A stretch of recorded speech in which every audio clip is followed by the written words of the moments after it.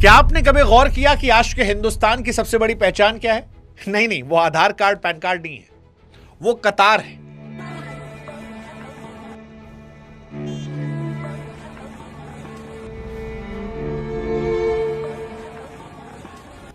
देखिए, हम विश्वगुरु बने या नहीं, यह बहस का विषय हो सकता है, लेकिन हम लाइन प्रधान देश बन चुके हैं, इसमें कोई बहस नहीं है। मतलब हमारे देश में स्कूल से लेकर कॉलेज तक, अस्पताल से लेकर रेलवे स्टेशन, बस स्टैंड तक हर जगह कतार है। हर जगह सरकार कोई फैसला ले ले नोटबंदी जैसा तो कतार है, दुनिया कोई आपदा आ जाए कोविड जैसी तो कतार है। कतार ही कतार है और इस कतार को ही हिंदुस्तान ने समाधान मान लिया है। और यही वजह है कि जब ईरान और इजराइल के बीच में युद्ध छिड़ा तो हिंदुस्तान जो है एक बार फिर कतार में दिख गया। इस बार कतार गैस सिलेंडर की। और यही सवाल उठा कि यह कैसी विडंबना है कि एक हाथ में 5G स्मार्टफोन है तो दूसरे हाथ में उसी देश में एक गरीब मिडिल क्लास आदमी 14 किलो का सिलेंडर कहीं कंधे पे लिए तो कहीं सिलेंडर के ऊपर बैठे पिछले 3 दिन से तपती दोपहरिया में अपना इंतजार कर रहा है। यह कैसा देश है जहां पर गैस की बुकिंग तो 1 सेकंड में हो जाती है मोबाइल में, लेकिन डिलीवरी में हफ्तों लग जाती है। जहां हमने उज्ज्वला से धुएं से मुक्ति का सपना देखा, वहां पर गरीब आदमी, मिडिल क्लास आदमी की इज्जत जो है आज सिलेंडर के नाम पर सड़क पर क्यों नीलाम हो रही? लड़ाई तो इजराइल, अमेरिका, ईरान की थी। मिसाइल जो है वो तेल अवीव में गिर रही थी, लेकिन क्या उसका असली धमाका हमारे ही घर में हो रहा है? क्या दुनिया में कहीं और भी हो रहा है, या हम ये मान ले हम ही सबसे ज्यादा नुकसान हो रहा है? क्योंकि हमारे यहां तो अयोध्या में राजा राम की रसोई जो है वहां भी ताला लटक गया। हमारे लखनऊ में कुछ लोग आदिकाल में चले गए, उन्होंने कहा कि भैया ये सिलेंडर का सिस्टम है, खत्म करते हैं, वापस चूल्हा बनवाओ। चूल्हा बनेगा, लाइन में लगने बच जाएंगे। और यही सवाल उठा कि एक तरफ हम चांद पर पानी खोज रहे हैं, दूसरी तरफ 80 के दशक वाली तस्वीरें। क्या ये कतार हमारी किस्मत है या पूरी दुनिया के साथ ये हो रहा है? और अगर दुनिया के साथ हो रहा है तो क्या हमारा सिस्टम इतना कमजोर था कि 1 हफ्ते की जंग नहीं झेल पाया? या फिर हमारे देश के अंदर कुछ महान लोगों ने कालाबाजारी कर ली, और कर ली तो मोदी जी क्या कर रहे थे? वो जमाखोरों पर डंडा क्यों नहीं चला रहे? आज जो देश कतार में, हमें लगा कि इस मुसीबत को उठाते हैं और तैयारी और हकीकत का धुआं धुआं आपके सामने कर जाते हैं। तो अगले 15-20 मिनट हमको सहयोग दीजिएगा, प्यार से वीडियो सुनिएगा, फैक्चुअली आपके सामने जानकारी रखेंगे। उससे पहले गुजारिश ये है कि हमारे व्हाट्सएप चैनल से जुड़ जाइएगा। थोड़ी ताकत आप हमारी बढ़ाएंगे, थोड़ा हम आपके लिए जोर लगाएंगे, मिलकर हो सकता है देश का दोनों कुछ भला कर जाए। अब पहला सवाल कि एक तरफ हाथ में 5G फोन, दूसरी तरफ कंधे पर सिलेंडर, क्या यही है डिजिटल इंडिया? देखिए, कटाक्ष से तर अगर आज हिंदुस्तान की सड़कों का आप नजारा देखेंगे तो बस्ती से लेकर गोरखपुर तक यह सिलेंडर लूट की नहीं बल्कि जान बचाने की आपाधापी लग रही है।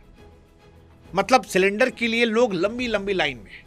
कोई सिलेंडर कंधे पे घूम रहा है, कोई सिलेंडर लेके भाग रहा है, कोई सिलेंडर के ऊपर बैठ गया है, कोई सिलेंडर के लिए बेहोश हो गया है। कहीं कहीं ऐसा हो रहा है कि सिलेंडर की गाड़ी देखते आदमी टूट पड़ा है, जैसे मानो आदमी को तिनके का सहारा। गोरखपुर में गाली गलौच हो गया। कुल मिलाकर कहे तो आदमी का सब्र टूट रहा है, क्योंकि गरीब आदमी, मिडिल क्लास आदमी अपने बच्चों का भूखा चेहरा देख रहा है और फिर वो सब कुछ भूल जाता है। जिस जगह नोएडा में हम रहते हैं वहां गैस गोदामों पर सवेरे 4 बजे से भीड़ है, और इसको देखकर हमको 2016 का नोटबंदी वाला दौर याद आता है। बस फर्क इतना है कि तब जेब में पुराने नोट भारी लग रहे थे, आज कंधे पर 14.5 किलो का लोहा जो है वो खाली बोझ लग रहा है। आम आदमी अपनी दिहाड़ी छोड़कर धूप में खड़ा होकर बस एक लोहे के डिब्बे खातिर अपनी इज्जत दांव पर लगा रहा है। जहां हमारा ऑफिस है उसके पड़ोस में समोसा वाला कहा कि भैया कल से समोसा नहीं खिला पाएंगे, काहे कि जो गैस सिलेंडर है वो बहुत ज्यादा महंगा हो गया है। अब वो ये नहीं समझ पा रहा कि मोबाइल पर तो सिलेंडर का दाम सस्ता दिख रहा था, लेकिन पाने के लिए क्यों हफ्ता भर धक्का लगाना पड़ रहा है? क्यों ऐसा है कि ब्लैक मार्केटिंग का दौर जो है वो शुरू हो गया है? और फिर यही सवाल उठता है कि रील में जो भारत चमक रहा है, हकीकत में वो गैस गोदाम के बाहर अपनी इज्जत आबरू क्यों लुटा रहा है? और क्या ये दुनिया की हकीकत है या सिर्फ हमारी हकीकत है? वैसे इसके हालात हुए क्यों हैं ये समझना भी जरूरी है, क्योंकि जंग विदेश में हुई है। हमारे घर का चूल्हा क्यों बुझ रहा है?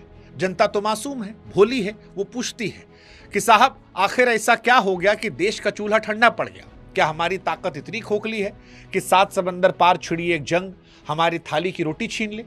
तो जवाब जो है उस समुद्री रास्ते में छिपा है, जहां ईरान और इजराइल के बीच में मिसाइलें चली। इसे हॉर्मुज की जल संधि कहते हैं। हमने आपको पहले ही बताया था कि हमारा देश जितना गैस जलाता है 60% हिस्सा उन्हीं जहाजों के जरिए आता है। अब क्योंकि ईरान वाले मसले पर हमने खुलकर स्टैंड तो लिया नहीं, अब वहां पर ईरान जो है वो अपने हिसाब से मामला टाइट कर रहा है। आज एक जहाज को ईरान ने और उड़ा दिया, कई जहाज वहां खड़े हैं। तो जहाज वहां खड़े तो ना वहां से गैस आ रही है और ना यहां सप्लाई हो रही है, और इसकी बड़ी वजह से आम आदमी जो है वो परेशान हो रहा है। मिसाइल वहां गिर रही है लेकिन उसकी आंच हमारे देश में मध्यम वर्ग को जला रही है। और अब यहीं से सवाल है कि क्या अब आगे की कहानी जो है वो भगवान भरोसे है? हमारा बैकअप कहां पर है? और सवाल यह भी कि क्या जो तस्वीरें भारत में आ रही ये पूरी दुनिया की हकीकत है? क्या दुनिया भर में ऐसे गैस को लेकर मारामारी है या सिर्फ हिंदुस्तान में? तो क्या सिर्फ हिंदुस्तान लाइन में खड़ा है? इसका जवाब है नहीं। लेकिन हां, हमारे यहां की चोट ज्यादा गहरी है। यूरोप से लेकर एशिया तक वो तमाम देश जो खाड़ी देशों के तेल गैस पर निर्भर हैं, आज परेशान हैं।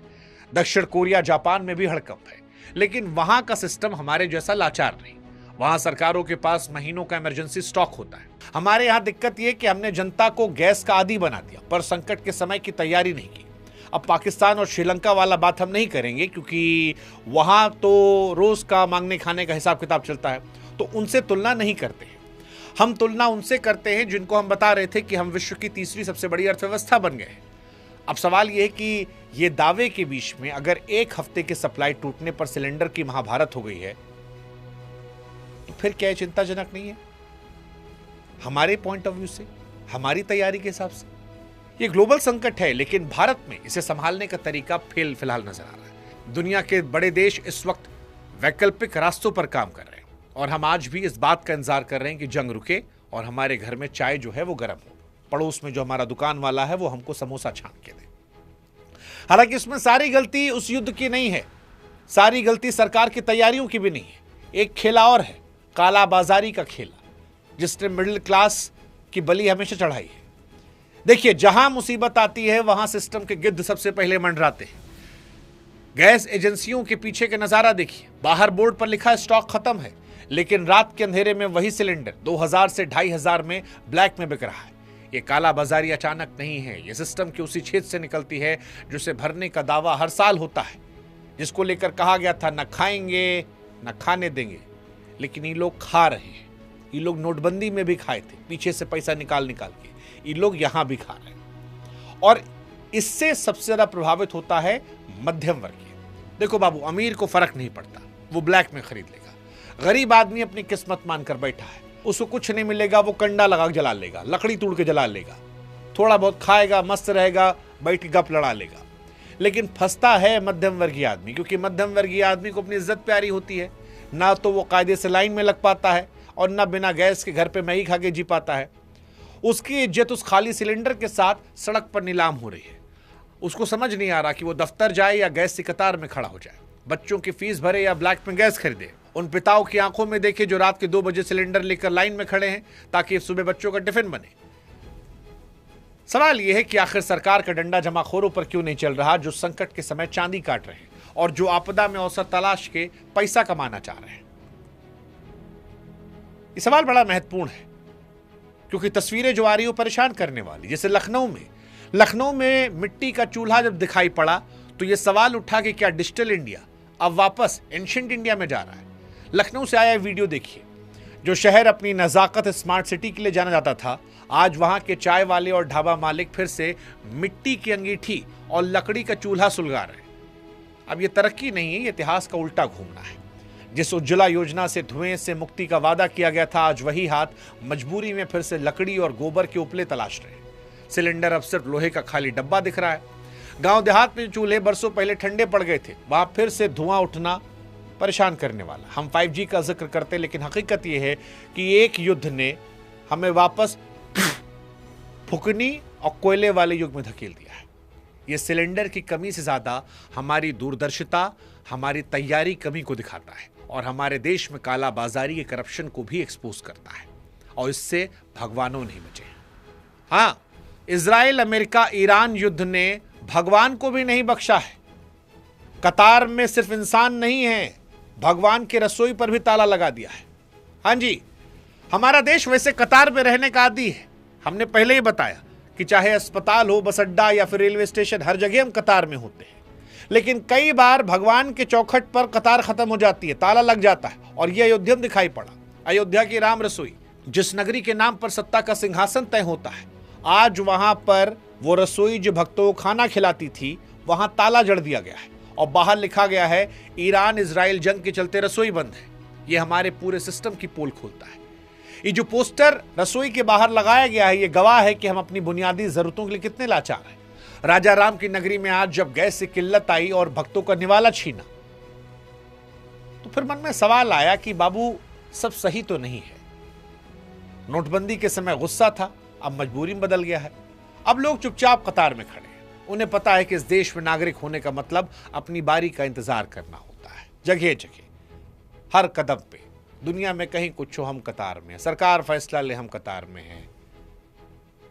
मैच देखना हो, शौक पूरा करना हो, तो हम कतार में हैं। लौंडे के एडमिशन कराना हो, कतार में। लौंडा कॉलेज जा रहा है, कतार में। बस अड्डा जाना, कतार है। रेलवे स्टेशन कतार है। और भी जहां जहां आप जानते हो, जो विषय आप जानते हो, हर जगह कतार है। और यही सवाल है कि क्या कतार में खड़े रहना भारत में पैदा होने के बाद हमारी किस्मत है? देखो, गुरु विश्वगुरु वाला सपना तब तक अधूरा है जब तक हमारे घर की दाल रोटी विदेश की जंग के गुलाम है।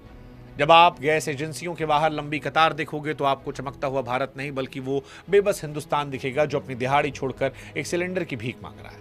ये लाइन सिर्फ गरीबों के लिए है। अमीरों के घरों में तो डिलीवरी अभी भी चालू है। अगर ये कालाबाजारी नहीं रुकी तो दुनिया में फजीहत तो होगी ही होगी इंसान की। आम आदमी भी जो है वो बौखला जाएगा। खाली पेट न देशभक्ति के नारे अच्छे लगते हैं, न युद्ध के बहाने। सरकार से हमारी गुजारिश है, कृपया थोड़ा सा कालाबाजारी पे रुकिए और जो 2-4 फोन ऑन लगाना है लगाइए। थोड़ा जनता को आराम दिलाइए। मतलब हमारा समोसा हमको ना मिले हमारे पड़ोस वाले के यहाँ से, चल जाएगा, हम बर्दाश्त कर लेंगे, लेकिन बाकी देश में दाल रोटी पानी तो मिले। मिडिल क्लास आदमी सबसे पहले इस परेशानी को झेलता है और नियति नहीं मान लेते इस कतार को। मतलब हमें गर्व करना चाहिए कि हम हिंदुस्तानी हैं। 140 करोड़ भारतीय हमारी ताकत है, इस पर गर्व करना चाहिए। ये हमारा कमजोरी नहीं बनना चाहिए। उम्मीद करते हैं कि सरकार इसको समझेगी और कतार से निकाल कर चेहरे पर मुस्कुराहट बिखेरेगी। कैसे बिखेरेगी पता नहीं। एक हमने बता दिया, कालाबाजारी पर रोक लगाएगी, क्योंकि अभी भी हमको लगता है कि उतना समस्या बड़ा नहीं है जितनी बड़ी समस्या कालाबाजारी ने बनाई होगी। और उसके बाद मिलाइए फ़ोन रशिया वाले को, थोड़ा चाइना वाले को भी, थोड़ा सा ईरान वाले को भी, कि बाबू वो थोड़ा सा छोड़ो ना, हमारा आपका तो पुराना रिश्ता है। मतलब इसीलिए शायद रिश्ते बनाकर चलने चाहिए। उम्मीद है कि हमारी विदेश नीति की ताकत का असर दिखेगा। तब तक मुस्कुराइए, आप कतार में हैं, मुस्कुराते रहिए। आपकी नीति हिंदुस्तान में पैदा हुई, हम कतार प्रधान देश हैं।